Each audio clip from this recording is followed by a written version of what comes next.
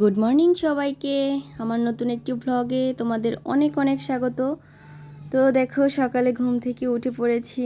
সকালে তো ঘুম থেকে উঠতে মনই চায় না, তা উঠতে হবে। ঘুম থেকে না উঠলে তো আর চলবে না।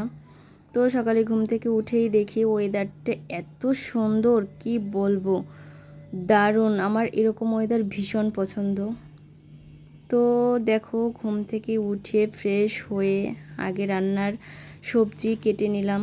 তো এখানে সব ধরনের সবজি কেটে নিয়ে ভাতও বসিয়ে দিয়েছিলাম। ভাতও অনেকটা হয়ে এসেছে।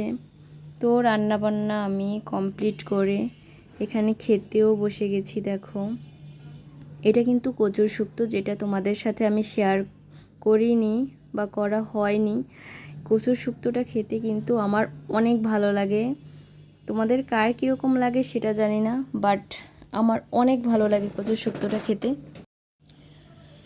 তো খেয়ে এখানে আমি একটা আলু আর ট্যাংরা মাছ দিয়ে পাতলা একটা ঝোল করেছিলাম, যেটা আমি খুবই পছন্দ করি।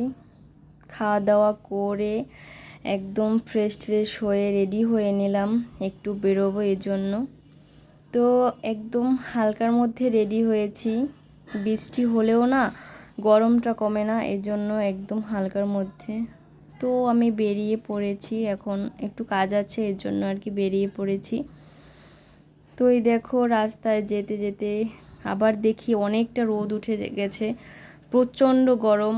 বৃষ্টি হলেও একটু রোদ উঠলে প্রচণ্ড গরম থাকে, যার কারণে খুবই ভ্যাপসা ভ্যাপসা লাগে। এই দেখো, শরীর ঠান্ডা করার জন্য পানিটা জাম, যেটা জামটা আমি অনেক পছন্দ করি।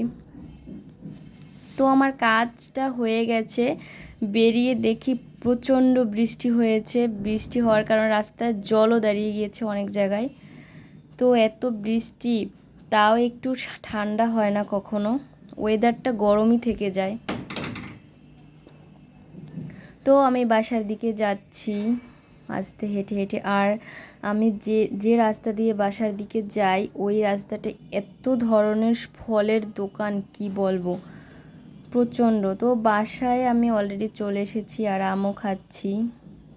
এসে আমি একটু টিউশনি বাসায় গিয়েছিলাম, তো এখানে দেখি এসে আবার অন্ধকার হয়ে এসেছে, একদম অন্ধকার, যেটা একটু পরেই হয়তো বৃষ্টি নামবে।